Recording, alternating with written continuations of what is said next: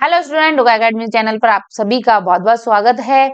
कार्यपत्रक 17 है, कक्षा 8 की हम सॉल्व करेंगे। तो आइए हम इसको सॉल्व करते हैं। कौन कौन सी आकृतियों के भिन्न ऊपर दी गई आकृति के भिन्न के बराबर है, उचित पर सही का निशान लगाइए। ठीक है, आपको क्या लगाना है? टिक लगाना है सही का। तो इसमें देखिए कह क्या रहा है, ये एक बार फिर से आप देखिए, कौन कौन सी आकृतियों के भिन्न ऊपर दी गई आकृति के भिन्न के बराबर है। तो उचित स्थान पर आपको क्या करना है? अब इसमें कोई बराबर नहीं है। अब इसमें देखिए, दो ऊपर है तो दो नीचे है, तो एक ये हो गई, एक है तो इसमें एक हो गई, एक खाली और एक, ठीक है, तो ये बराबर हो गई दोनों।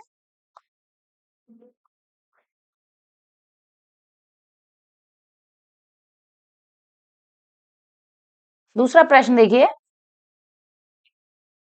दूसरा है, दी गई आकृतियों के छायांकित भाग को भिन्न संख्या में लिखकर आरोही क्रम में आपको लिखना है। तो देखिए यहाँ पे हम क्या करेंगे, छायांकित भाग है तो देखिए 1 2 3 4। अब आपको छायांकित भाग तो समझ में आया है ना? तो ये 5 हो गए, ठीक है, और 1 2 3 4 5 6 7 8 और 9, 5/9 ये हो गए।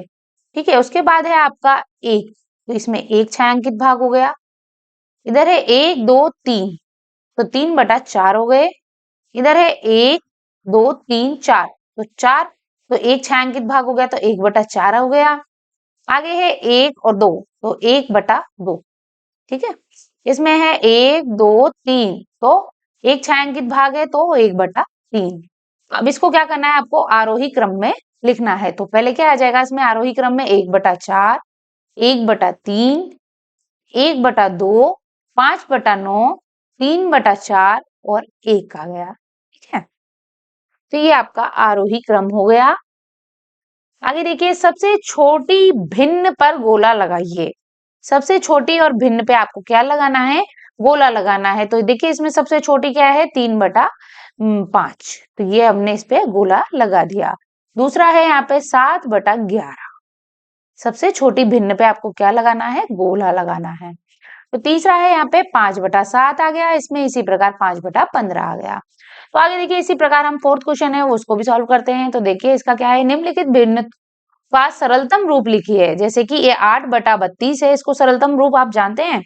क्या करना होता है कि हमें एक एक संख्या लेनी होती है और उससे हमें इन दोनों को काटना होता है। तो जैसे कि हमने यहाँ पे मान लो एक ले लिया, 8 एकम 8, 8 चुके 32, तो हमने क्या लिया इसमें 8 से हमने इस दोनों को काट दिया, तो इसका सरलतम रूप हमने 1/4 बना लिया। इसी प्रकार ये है 16 और 64, या तो आप इसको 2-3 बार करके काट सकते हैं या फिर इसको एक ही बार में काटना चाहो तो 16 एकम 16 हो गया और 16 चौके 64 हो गए। ठीक है, और इसमें भी है 7 एकम 7, 7 दिया 21, तो इस प्रकार ये 1/3 हो गया। इसमें देखिए चौथा है आपका 25/5, तो 5 से काट दीजिए, तो 5 काट दिए, 5 एकम 5 और 5 25, तो नीचे का इसका कोई महत्व नहीं होता, तो यहाँ पे हो गया आपका 5। इसी प्रकार है पांचवा है आपका 9, तो 9 एकम 9 और नाम नाम 81, तो ये 9 हो गए। अगर आप इसको 9, जैसे ये 9/81 है, देखिए अगर इसको और से भी काटना चाहते हैं तो आप इसको, जैसे कि और में आता है कि आप बड़ी संख्याओं के, किसी को पहाड़े याद नहीं होते तो छोटी छोटी संख्याओं से भी काट सकते हैं। छठा है देखिए 31/124, तो 31 एकम 31, 31 चौके 124, तो ये हमारे सरलतम रूप आ गया।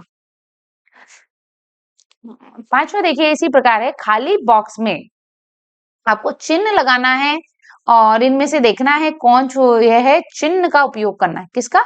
चिन्ह का। तो देखिए इसमें क्या है, 1/2, ये है 1 2 3, तो ये छोटा है तो हमने इधर चिन्ह लगा दिया। फिर देखिए 1 2 3 4, है ना, तो ये वाला इधर की साइड चिन्ह लगेगा इसका। फिर है ये 1 2 3 4, तो ये चिन्ह इधर लग गया। फिर ये 1 2 3, तो ये वाला इधर हो गया। तो ये है कहने का बात है। देखिए ऊपर यहाँ पे क्या है, मतलब कि आपको क्या करना है कि इन छायांकित भाग, अगर आप समझ जाते हैं कि छायांकित भाग जो होता है वो छायांकित भाग को किस प्रकार हम लिख सकते हैं, तो आपको ये पूरी जो एक्सरसाइज है वो आपको समझ में आ जाएगी। तो कार्यपत्रक आप इसको सॉल्व कर सकते हैं। इसी प्रकार है आपका 18वां कार्यपत्रक है। तो देखिए 18वां कार्यपत्रक में है आपके दशमलव। क्या है इसमें आपका दशमलव।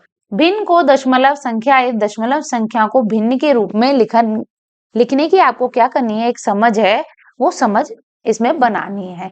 तो देखिए पहला क्या है इसमें 0.1 को 1 का 10वां भाग कहा जाता है। तो बताइए निम्न को क्या कहेंगे। तो इसमें देखिए 0.1 को 1 का 10वां भाग कहा जाता है। क्या कहा जाता है? 1 का 10वां भाग। तो इसी प्रकार हमको क्या करना है, ये है 0.3, तो 10 में से 3 का भाग, क्या कहेंगे इसको? 10 में से 3 का भाग। है इसी प्रकार आपका 0.9, तो 10 में से 9 भाग। है आपका 0.10, तो 10वां भाग।